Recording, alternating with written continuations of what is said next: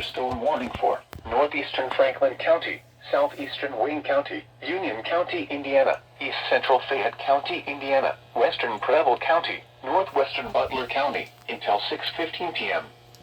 At 5:29 p.m., a severe thunderstorm was located over Liberty, moving northeast at 30 miles an hour. Hazard, 60 miles an hour wind gusts. Source, radar indicated. Impact, expects damage to trees and power lines.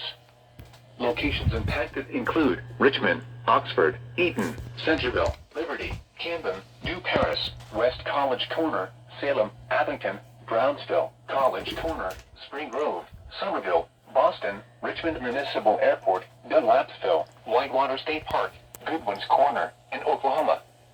This includes the following interstates: I-70 in Indiana between mile markers 144 and 156.